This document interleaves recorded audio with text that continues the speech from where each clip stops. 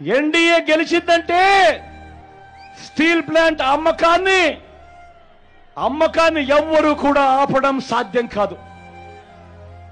ఎందుకనంటే వాళ్ళు దీన్నే ఎన్నికల రెఫరెండంగా తీసుకుంటారు.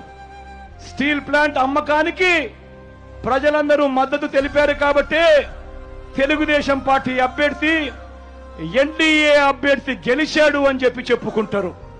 ప్రతి ఒక్కరూ కూడా ఆలోచన చేసుకోమని చెప్తా ఉన్నా, ప్రతి ఒక్కరూ కూడా గుర్తు పెట్టుకోమని చెప్తా ఉన్నా ఈ అంశాన్ని.